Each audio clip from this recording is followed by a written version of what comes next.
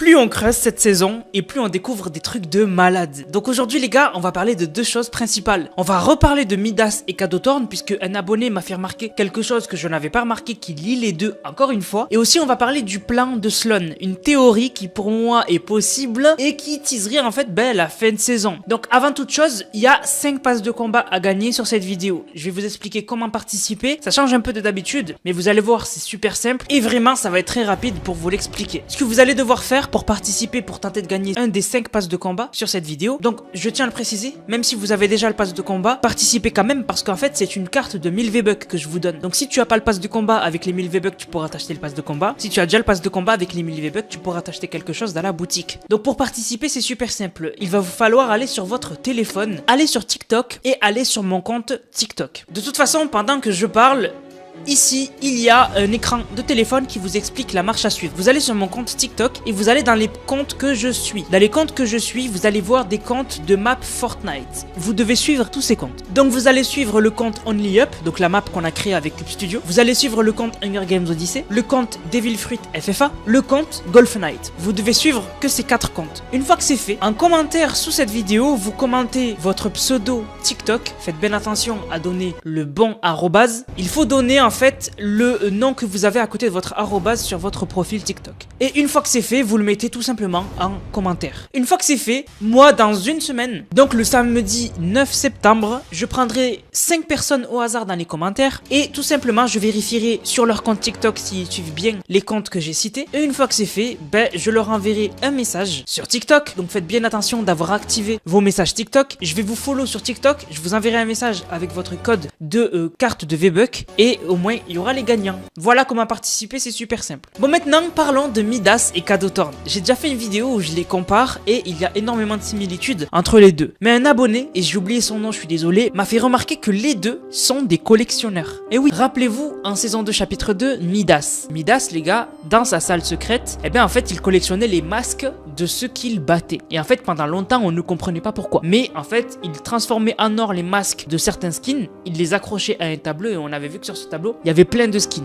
Cadeauthorn, c'est pareil. Il a une salle, dans le trailer on le voit, où en fait il met le casque de Oro, mais du coup on voit en fait qu'il a plein d'objets en or qu'il collectionne. Et même sur le chemin de sa salle secrète, on peut voir sur les côtés des objets de collection qu'il garde. Et en fait, il faut comprendre un truc incroyable. Midas, pourquoi il collectionnait les masques? En fait, l'explication la plus logique qu'on a aujourd'hui, c'est que Midas était au courant qu'il y avait une boucle. En gros, le point 0 et pas l'IO. C'est ça qu'il faut pas confondre. Le point 0, pour se protéger de ceux qui sont à côté de lui, donc sur l'île du point 0, en fait chaque 22 minutes il efface la mémoire et il te fait recommencer à un nouveau point de départ. En fait c'est ce qui est Fortnite, c'est que Fortnite au bout de 22 minutes tu refais une game. En fait ce qui se passe c'est que tu oublies ce qui s'était passé et pour empêcher ça, Midas à chaque fois que dans une boucle il se battait avec quelqu'un, il le transformait en or l'objet et le mettait dans une armoire. Et au moins à chaque fois qu'il repassait dans cette armoire après avoir perdu la mémoire, il se rappelait que il avait déjà combattu dans ce monde et que du coup il était dans une boucle. Pareil que Batman. Batman quand il a découvert le monde de Fortnite, pour ne pas oublier qu'il est dans une boucle, en fait sur ses mains il s'était écrit qu'il était dans une boucle. Au moins à chaque fois qu'il voit ses mains et que du coup sa mémoire est effacée, il se rappelle qu'il est dans une boucle. Donc Midas était au courant de la boucle et c'est pour ça qu'il était dangereux et qu'il voulait la détruire. Et qu'il avait réussi même à la détruire. Mais finalement l'IO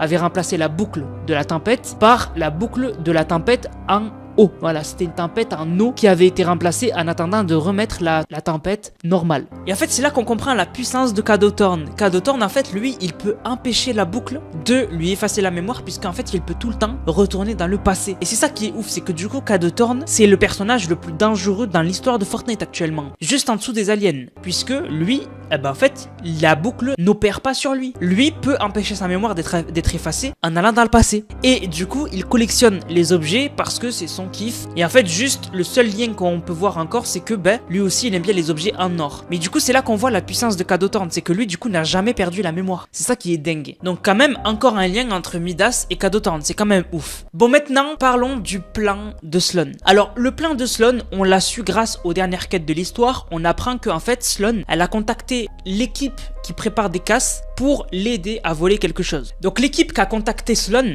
c'est Musclai, Mae, Nolan Chance, Antonia. Donc c'est ces quatre-là. Ces quatre-là ont été contactés pour voler quelque chose pour Sloan. Ce quelque chose, on peut pas trop se tromper, c'est la machine à remonter le temps. La machine à remonter le temps de Cadotorn. Et du coup, on se dit que Sloan va l'utiliser pour remonter le temps et pour empêcher ce qu'elle est devenue. Et pour empêcher, en fait, le bordel qui est devenu l'histoire de Fortnite. Et c'est surtout un bon moyen de clore l'histoire de Fortnite. Je vous l'ai déjà dit, ce chapitre de l'histoire, donc avec les sets, avec l'ultime réalité, etc., ça doit se terminer. Ça dure depuis le chapitre 1. Et du coup, Fortnite, moi je pense qu'ils vont terminer cette histoire et ils vont en lancer une autre plus tard. Bien sûr, ils vont créer des nouveaux ennemis, etc. Mais du coup, comment va se terminer cette histoire? Pour moi, je pense l'avoir trouvé. Sloan va voler la machine à remonter le temps. Mais où elle va remonter, à votre avis? Où elle va remonter pour empêcher tout ce qui s'est passé? En fait, pour moi, Sloan, elle va pas remonter l'événement collision. Parce que à l'événement collision, si elle remonte là et qu'elle gagne la bataille, finalement, on a toujours les mêmes problèmes. On a Lio qui est là, c'est un peu nul. On n'a toujours pas réglé les problèmes. Et en fait, il faut se dire d'où viennent les problèmes de Fortnite. Qu'est-ce qui a démarré ce cycle de problèmes infinis? Il faut se rappeler du chapitre 1. C'était un chapitre 1. En fait, c'est à cause de la météorite. La météorite a été le début des problèmes, puisque la météorite a ramené le visiteur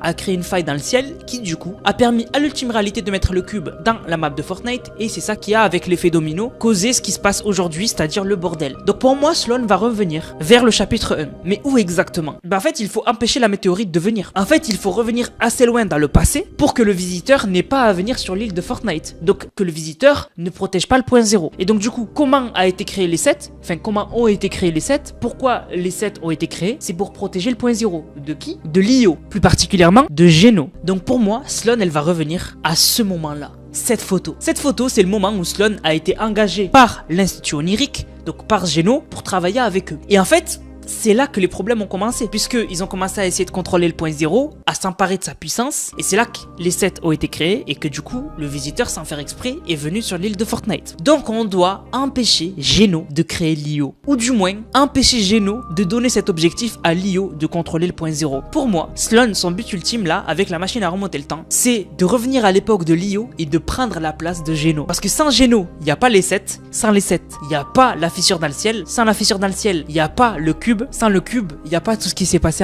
ensuite. Donc pour moi, Sloan va revenir à l'époque et prendre le contrôle de Lio. Et en prenant le contrôle de Lio, je pense pas qu'elle va faire la même erreur que Geno. Je pense que Sloan a compris que essayer d'avoir la puissance du point zéro, ça ne mène à rien. Je pense que Sloan va prendre la tête de Lio, elle est assez intelligente pour le faire, et finalement va dissoudre Lio. Ça serait en fait une conclusion parfaite. Dans les comics, on nous a fait comprendre que John Z, il a été triste parce que quand tu travailles pour Lio, tu deviens immortel. Sauf que tu deviens tout seul immortel. Et en fait, John Z, sa famille n'était pas immortelle, mais lui, oui. Donc il a vu sa famille mourir, sans que lui ne puisse rien faire. Et quand il avait demandé à Sloan, qui travaillait pour Geno, de quitter Lio, ça lui avait été refusé. Je pense que Sloan, quand elle prendra la tête de Lio, quand John Z va lui demander de quitter Lio pour justement profiter du reste de sa vie avec sa famille, elle va lui dire oui. Du coup, John Z, il sera heureux. Sloan, elle laissera le point zéro faire ce qu'il a à faire. Donc du coup, les aliens ne sauront jamais où il sera le point zéro puisqu'il n'y aura pas la fissure dans le ciel. Donc ça fait que le point zéro sera en paix. Sloan, elle sera en paix. John Z, je vous l'ai déjà dit, sera en paix. Les sets n'existeront pas. Donc il n'y aura pas de guerre contre Lio. Et du coup, en fait, on recommencera à zéro. C'est pour ça que je vous parle du zéro. C'est parce que pour moi, on va revenir à la saison 0. Normalement, on commence toujours par saison 1. Pour moi, ce sera chapitre 5, saison 0. On recommencera depuis le début. Et bien sûr, il y en a qui vont me dire, mais Anas, du coup, s'il n'y a plus d'ennemis,